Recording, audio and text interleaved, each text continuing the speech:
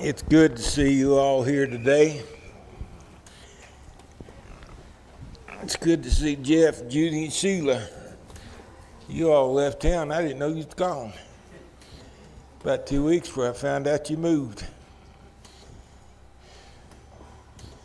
We missed you, I tell you that much. We're studying right now some of the fundamental principles of New Testament Christianity. This is lesson 12. I'll get one more and we'll have a Bible class book, won't we? The Church of the Bible, part 2 is what we're going to be thinking about. What was read just a moment ago, Matthew 21:25. Jesus said the baptism of John, where was it from? He was talking to the chief priests, the elders, and all those guys. They were trying to set him up, catch him, confuse him somewhere along the line. And he turned the tables on them with this question. Simple little question, but they couldn't answer the question. Or I should say they wouldn't answer the question. Baptism of John, where was it from? Was it from heaven or from men? It's only two possible answers. Jesus was a great logician. This is referred to in the science of logic as the law of the excluded middle. A thing either is or it is not. And this is his question. Which was it?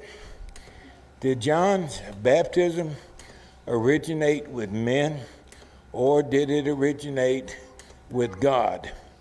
Well, if it originated with men, it would have been by natural means, the baptism. If it was originated by God, it, of course, would have been a miraculous announcement to the world. Now, let's take this same question and put it in modern clothing. Christianity, where was it from? Was it from heaven or was it from men? How do we answer the question? How do we prove our answer? You know, you can't just spout out an answer. You gotta be able to prove the answer once you've said it. We believe, of course, that it came from heaven. Now, how do we prove it? When I speak of Christianity, I'm referring to the primitive Christian system, not what we see today. What you see today is not primitive Christianity. What you see today isn't Christianity at all. As a matter of fact, it's a mess. The religious arena is. It's just a mess. I don't know what else to say about it. You have to be baptized. You don't have to be baptized. You can play music. You don't have to play music. And the list goes. Eat the Lord's Supper on Saturday. You must eat it on Sunday. And we're all one. We don't agree on anything, but we're all one. We're all in fellowship. We all are of the same faith. Lie after lie after lie after lie. It's not true. Everybody knows it's not true. The Christendom is so divided, it's just absolutely beyond reason. But you're not supposed to say that because it's politically incorrect and it just doesn't sound good. Well, when I talk about Christianity, I'm talking about the primitive system. I'm talking about what you read about in the Bible. Now, things are different. Today we drive cars and we fly in airplanes. I understand that. But when it comes to the principles of New Testament Christianity, none of it has changed. None of it. What was given in the first century is still applicable today. God's law on marriage, for example, has not changed. Jesus said that there was one man for one woman. That hasn't changed. 2,000 years have come and gone. And that same law still exists today. But it's different today. It's okay, I mean, if you get divorced and get remarried. It's okay if you want to trade in your wife for a younger model. You can do whatever you want to do. It doesn't matter. It's okay. The preachers do it. A preacher, he's on his third wife. Why? Well, each time he gets one a little bit younger. Well, that's okay. Everybody does it. Nothing wrong with that. Jesus' law still applies today. I don't care if you're a preacher or who you are. One man, one woman, for life. It's simple. It doesn't take a rocket scientist to figure it out. That's why people don't like it. It's simple and it's narrow, very narrow. But it has to be narrow. Truth is narrow on any point you want to talk about. 2 plus 2 is 4. 2 plus 2 is not 4.5. It's not 4.4. It's not 4.3. It's not 4.2 or 4.1. It's not 3.9, 3.8. The list goes on and on and on. 2 plus 2 is 4. One answer. It's all there is. One answer. That's what truth is. It's a single answer to any question. It's not that hard. That's what we're talking about when we talk about New Testament Christianity. We got to go by the first century system that we receive from the Bible. That's the only thing that's ever been approved of God. We know it's approved of God. He's demonstrated it is. And this is what we are trying to follow. So let's consider some factors involved in the beginning of Christianity. These things help establish whether or not the Christian system is from heaven or men. And that's what we're wanting to do, is make that very point. First of all, Christianity is a new religion at the time it was given. Assyria, Babylon, the Medo-Persians, then there was the Greeks, and there was the Romans. You go back through the various civilizations that existed prior to the time when Jesus came into the world, and there's not a shred of any type of discussion about Christianity coming. There is nothing that leads up to it. You take the religion of Islam. You can study Islam and you can see how Islam was developing during the first 6 or 7 centuries. You can see how it was coming and finally coming to fruition. Christianity didn't work that way. There was nothing. There was silence. And then all of a sudden, there was Christianity. And it smattered all over the world. How did that happen? Things don't just happen that way. It takes time for something as big as Christianity to spread. But it didn't take time for Christianity. It was on the scene immediately. And it was amazing how fast it spread. The Christian religion appeared suddenly. Why and how? Every effect must have an adequate cause. Every effect. Christianity is an effect. Question is, what is the cause? The question that Jesus asked about the baptism of John applies to Christianity. Where did it come? From heaven or of men? How do you establish it? What caused it? How did it come to be? First of all, there was a religious explosion. It just blossomed almost overnight. There was Jesus. God sent one man, his son. He chose 12 apostles. These 12 men were going to be his representatives on the earth.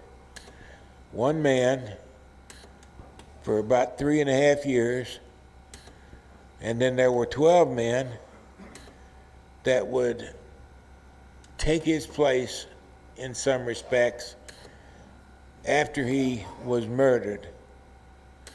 And they would carry out the mission that he gave them, which was to preach the gospel to all the world. In Colossians chapter 1 and verse 23, this is written about 29 years after Jesus told the apostles to go into the world and preach the gospel to the whole creation. About 29 years later, the Apostle Paul wrote about the hope of the gospel which you heard and which was preached to every creature under heaven.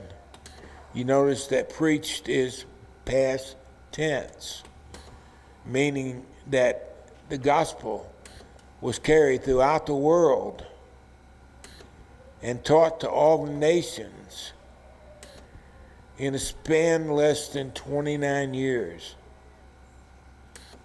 Now think about that. They had no cars, they had no automobiles, there were no trains, they couldn't fly.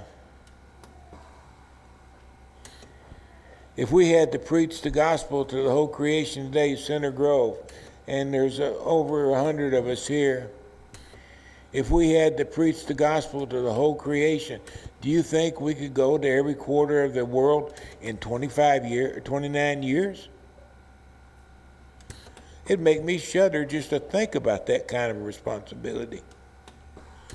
What an amazing thing, task. We would think it's an impossible task for us to do. But that's what happened in the first century. They did it by foot and they did it by sea. In 29 years, Paul could say the gospel was preached to every creature under heaven. Was it of men or was it from heaven? Well, the church began to grow in leaps and bounds. In Acts chapter 2:41, on the day of Pentecost, we read that there were 3,000 souls added to the church on that one day. Well, John and Jesus had made disciples during their ministries. How many disciples you reckon they made?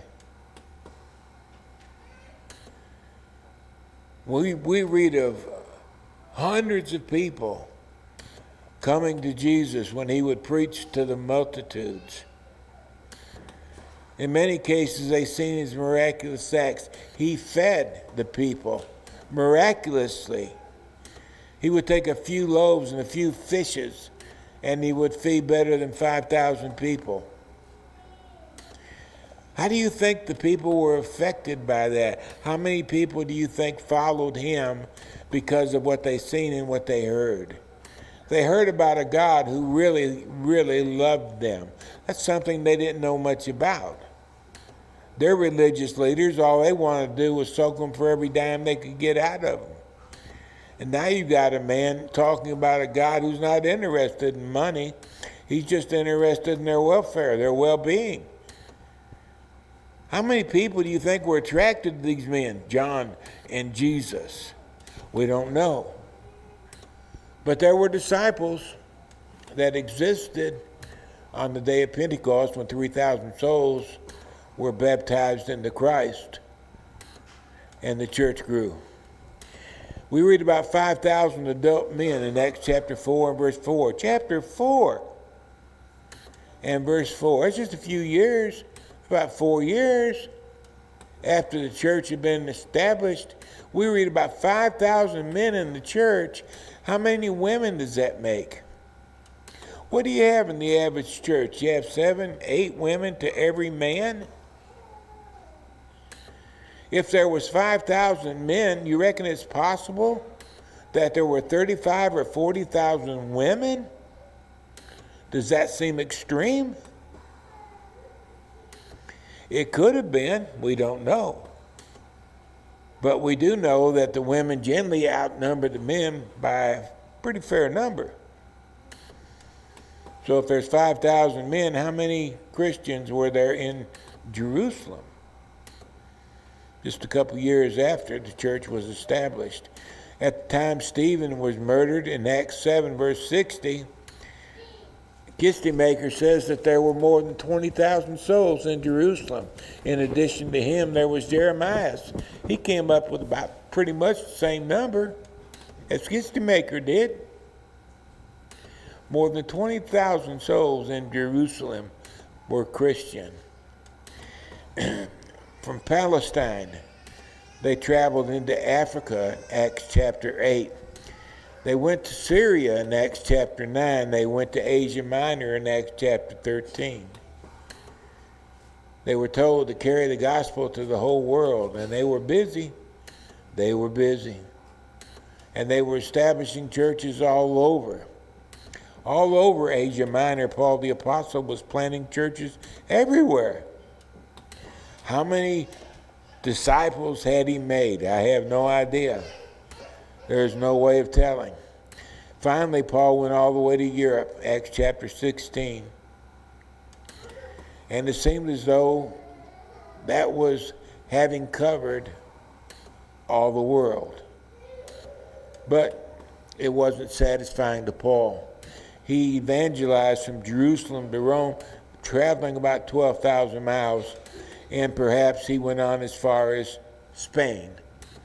Many people, including me, believe that Paul did in fact travel to Spain according to the witnesses, the historians that write about his being there. If it is, he went all the way to the Atlantic Ocean. That was the world that we read about in the Bible. 29 years. How did they do it? By the power of men or by the power of God? When I think about what we could accomplish if we set out to do that today, I honestly shudder at the prospect. We got to India 40 years ago, 50 years ago, and where have we gone since that? It's a great big job. What took place that we read about in the Bible was amazing, impossible, some would say, but it happened. Historians have spoken about the matter. Clement of Rome, AD 95, said Paul reached the boundary of the West, likely in allusion to Spain. Irenaeus and Tertullian, they both said there were Christians in Spain in the 2nd century AD. In AD 300, Edward Gibbon, probably one of the most renowned historians on the ancient Roman Empire, he said there was about 25% of the Eastern Empire that was Christian. 25%, 1 out of 4 people. In the Western Empire, there was about 1/20th that were Christians. You're talking about millions of people that were Christians. How did it happen? What caused it? What made it so successful? Was it of heaven or of men? Beneath the city of Rome, there's about 600 miles of galleries and catacombs. There's been found down there somewhere between 1.75 and 4 million graves. You know, the Christians had to go underground in Rome. They basically lived down there, and they were buried down there, and their graves have been found. Blickott estimates that in the Middle Empire, more than 20% of Rome's citizens were Christian. 1 out of 5 in the city of Rome was Christian. You know what it was like living in the city of Rome as a Christian? It was so bad you had to hide. That's what they were doing underground. They were hiding. 1 out of 5 people were Christian, according to him. And they were living in a very dangerous environment. As the Caesars changed, so did their life expectancy. Sometimes there'd be a Caesar who wanted to extinguish all the Christians, and he would do his very best to try to destroy them. And then there'd be another one who'd take the pressure off for a while, and he wouldn't allow the Christians to be persecuted. And then there'd be another Caesar that would rise, and he would have anger in his heart and try to destroy him once again. All this was going on, and they were still making Christians. How is it possible that people were becoming Christians in such a hostile environment? It's hard to tell. The catacombs represent 10 generations of believers, he says. Rome's Christian population was somewhere between 175,000 and 400,000 people. In the city of Rome, between 175 and 400. In the city's population was probably about 1.25 million. Imagine how many people were Christians. Tertullian in AD 160 through 220 said, "Men proclaim that the state is beset with us, the Christians. Every age, condition, and rank is coming over to us from among the Roman citizens. We are only of yesterday, and already we fill the world." The Christian population just exploded. How many disciples do we make every year now? And look at how many they were making then. Was it of men or was it of God? How did they do that? How could it possibly happen? In addition to that, the Jews formed the nucleus of the early church. They were the first to become citizens of the kingdom of God. Jesus made the claim of being divine on a number of occasions. He declared he was God in the flesh. Now, the Jews were strict monotheists. They've always been that way. They would only believe one God. Rather than bow the knee to a Caesar or bow the knee to Baal or Balaam or whatever, the Jews refused. They served one God and one God only. And here came Jesus, and he claimed to be God. What would it take to make a person who believed in one God in heaven? What would it take to make them believe that Jesus was God on the earth? What did they see? What did they hear? What did they know about Jesus that convinced them that, yeah, he is God? He's the God that our forefathers have bowed the knee to for 2,000 years. How much persuasion would it take? They saw the evidence, obviously, and they followed him. Thomas probably expressed the feeling of all the apostles, "My Lord and my God." God became flesh, and they believed it. They saw something. The Christianity began in a very unlikely place, obscure country called Palestine. People would have said, "What's a Palestine?" Nobody knew what a Palestine was. Palestine used to be the name of a certain Philistine village. In AD 135, Hadrian, the Roman emperor, he declared that this was now the new title for Judea. It would be called Palestine, after that ancient pagan city.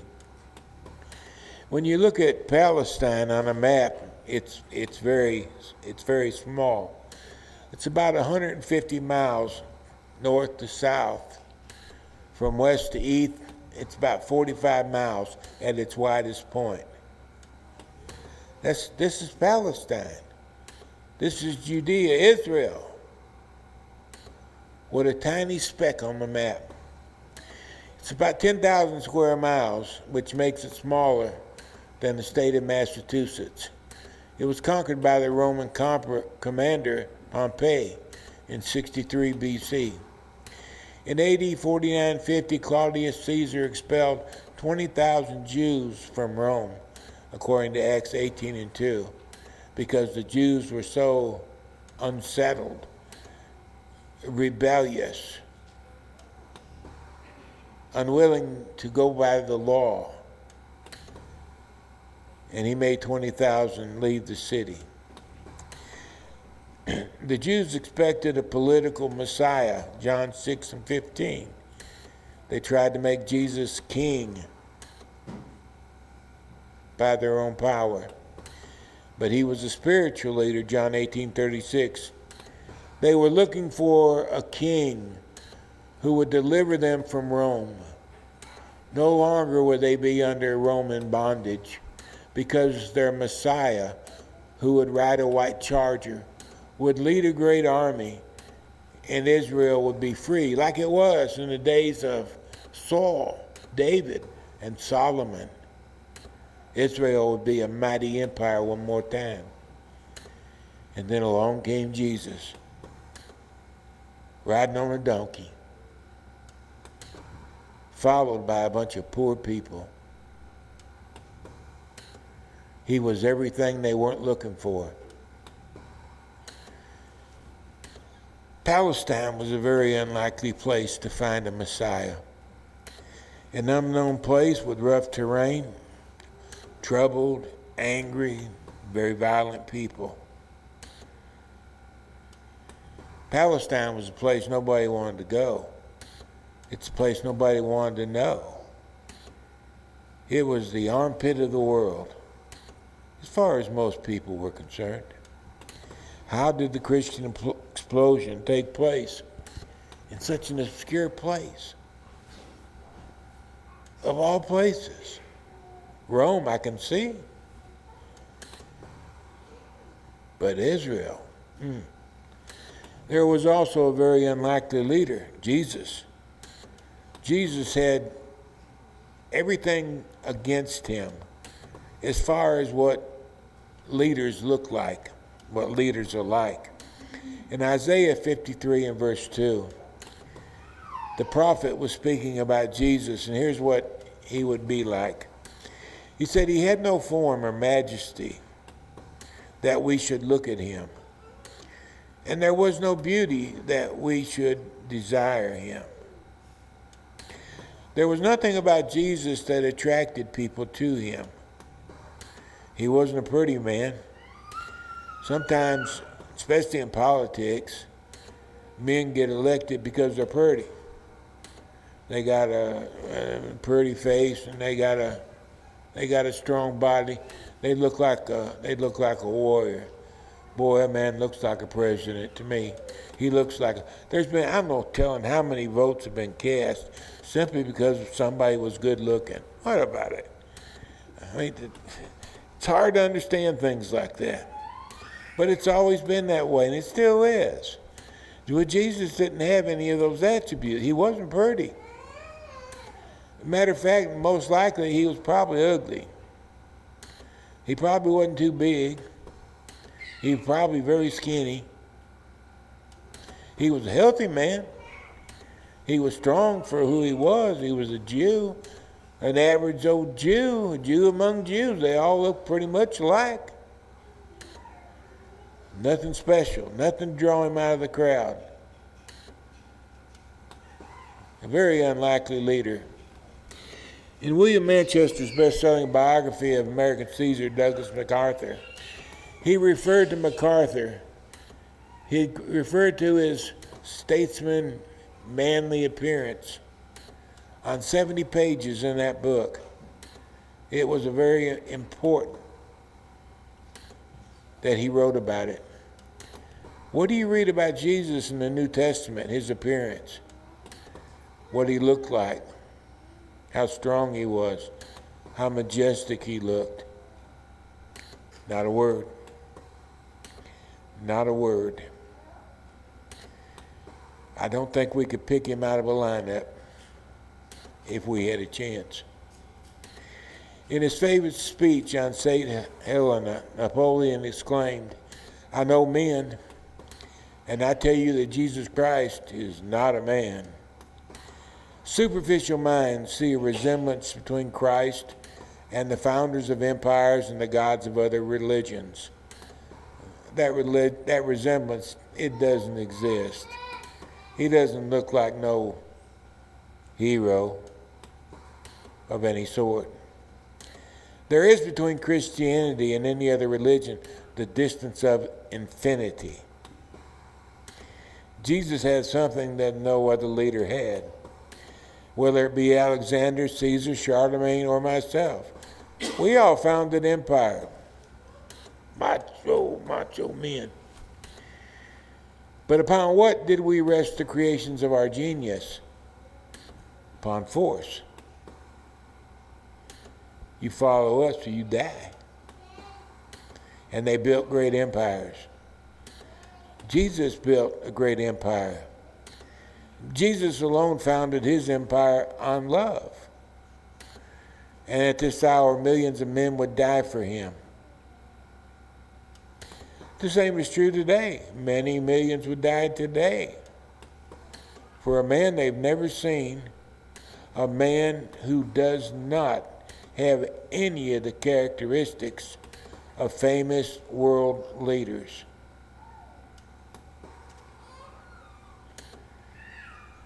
Is it of heaven or is it of men? Jesus had no wealth. He was raised in a despised community called Nazareth. He had no formal rabbinical education. He hadn't been trained to read the scriptures by the rabbis. He hadn't been trained in public speaking, to preach or to teach. He had no sort of formal education to be a leader of men. And yet he's led more men than any man that's ever lived.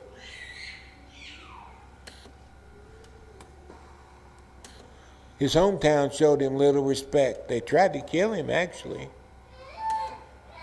because he made them angry. Yet he changed the world. How did he do it? The following tribute is credited to Philip Brooks. He's the guy that wrote "O Little Town of Bethlehem." And here's what he had to say. He was born in an obscure village, the child of a peasant woman. He grew up in another village where he worked in a carpenter's shop until he was 30. Then for 3 years, he was an itinerant preacher. He never wrote a book. He never held office. He never had a family or owned a home. He didn't go to college. He never visited a big city. He never traveled 200 miles from the place where he was born. He did none of the things that usually accompany greatness. He had no credentials but himself. He was only 33 when the tide of public opinion turned against him. His friends ran away. One of them denied him. He was turned over to his enemies and went through the mockery of a trial. He was nailed to a cross between two thieves. While he was dying, his executioners gambled for his garments, the only property he had on this earth. When he was dead, he was laid in a borrowed grave through the pity of a friend. 19 centuries have come and gone, and today he is the central figure of the human race. All the armies that ever marched, all the navies that ever sailed, all the parliaments that ever sat, all the kings that ever reigned, put together have not affected the life of man on this earth as much as this one solitary life. Was he of heaven, or was he just a man? I've got so much more I'd like to tell you, but my time's up. This is just a very, very small sampling of the evidences that we have of the miraculous beginning of New Testament Christianity, the church that Jesus built. He built one, not two. He built one. And in the church that he built, there is salvation. Jesus made but one promise. He would be the Savior of his church. He never promised to save anybody else's church. He only promised to save his church. That's where salvation is found. That's what makes studies like this so very important. I want to go to heaven. And in order for me to go to heaven, I had to quit being what I was and become a New Testament Christian. Because where I was headed was straight to hell. And I understood that.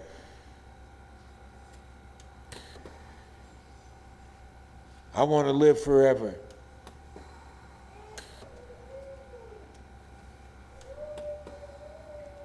I would to God you did too. Look inside yourself. Find out what you want out of life. Find out what you want to conquer in life. Find out what you want to be in life. You can achieve what you need to achieve if you set your sights on the right thing. Choose life over death. Choose Jesus over human ways. Because his way is the way to life. If you're not a Christian, you are to believe that he is the Son of God. The proof is abundant. The proof is overflowing that Jesus is the Son of God. You need to resolve to stop sinning. Confess his name before others without hesitation. Be buried in water for forgiveness of sins. As Christians, sometimes we stray from the right path. And we know it. And we feel guilty because of it. We can ask God to forgive us. He's promised he would.